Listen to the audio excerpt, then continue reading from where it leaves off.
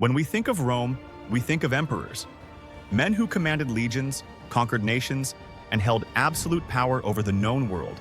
Augustus, the man who turned a republic into an empire. Nero, the tyrant who watched Rome burn. Marcus Aurelius, the philosopher king.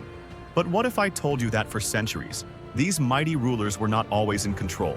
That behind the marble faces and imperial decrees were unseen hands pulling the strings, manipulating wars, steering politics, controlling destiny. These were the hidden emperors, the puppet masters of Rome. Hey, my name is Jerry, and let's start today's video.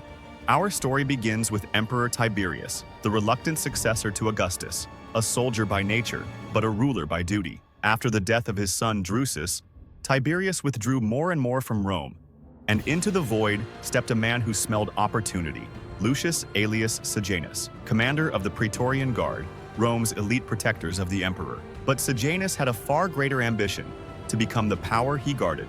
He centralized the Praetorian Guard in one camp, a move that, on the surface, increased security. But in reality, it placed Rome's only standing army under his direct control. As Tiberius retreated to the island of Capri, Sejanus ruled from the capital. He manipulated senatorial decrees, arranged marriages, and quietly eliminated rivals, even those related to the emperor. For nearly 10 years, Rome bowed to his will. But power in shadows is always temporary.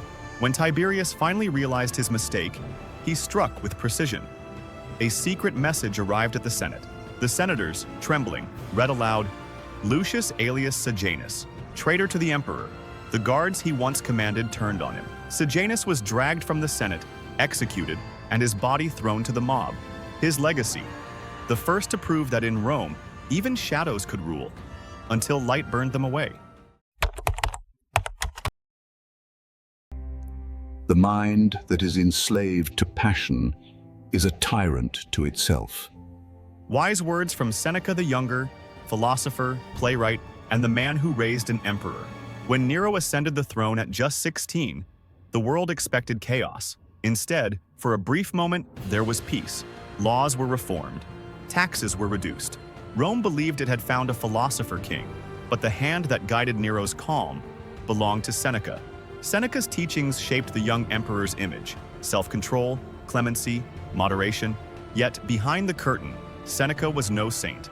He amassed vast wealth, built grand estates, and controlled imperial policy like a chessboard. As Nero matured, paranoia replaced gratitude. He saw Seneca not as a mentor, but as a threat. When a conspiracy against Nero emerged, whether Seneca was involved or not, the emperor ordered his old teacher to take his own life. The philosopher who once controlled an empire died as a symbol of Rome's cruel irony. Even the mind that shaped emperors could not escape them. Few names in Roman history inspire as much awe and fear as Agrippina the Younger, sister of Caligula, wife of Claudius, mother of Nero. She didn't just seek power, she engineered it. When she married Emperor Claudius, she persuaded him to adopt her son Nero. She charmed senators, poisoned rivals, and made sure Nero, not Claudius's biological son Britannicus, inherited the throne. And when Claudius suddenly fell ill after a suspicious meal of mushrooms, Agrippina's enemies whispered only one thing: the empress fed him the dish of death. Once Nero became emperor, she stood beside him in triumph, her face even stamped on coins next to his. Rome had never seen a woman wield such public power, but Nero, consumed by pride and suspicion, turned against her. At first, he tried to sink her ship in a staged accident. She swam to shore, so he sent assassins to finish what the sea could not. Agrippina's last words? Strike the womb that bore such a monster. Her ambition built an emperor and destroyed her legacy. Agrippina ruled from the shadows until the shadow devoured her. As centuries passed, the Roman Empire began to crumble. Barbarians at the gates, treachery within. And yet, amid the chaos, one man held the Western Empire together: Flavius Stilicho, a general of Vandal descent, a barbarian by birth, Roman by loyalty. He served under Emperor Honorius, a ruler more comfortable with birds than battlefields. Stilicho was the empire's iron spine, negotiating truces, commanding armies, holding the borders. While Honorius hid in his palace, Stilicho defended the dream of Rome itself. But power in service looks too much like power in ambition. whispers spread. Stilicho seeks the throne for himself.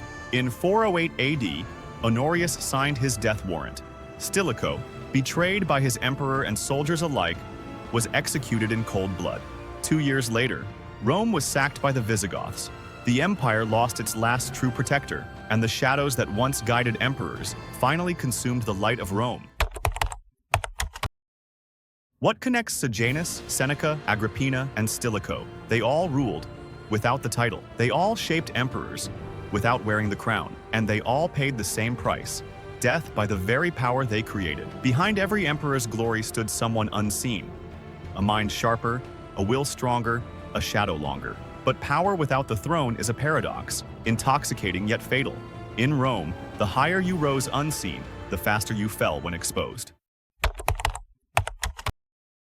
2,000 years have passed. The empire is gone, but the idea of hidden power endures. From royal courts to modern parliaments, from secret councils to intelligence agencies, the question remains the same: who truly rules? The figure we see, or the hand behind the curtain? Rome's emperors wore crowns of gold, but the ones who truly ruled wore crowns of silence. If you found this story as fascinating as we did, hit that like button so more people uncover the secret buried in history. Subscribe for more untold stories of ancient power, and tell us in the comments, who do you think truly ruled Rome? The emperor or the puppet master behind him? Until next time, take care.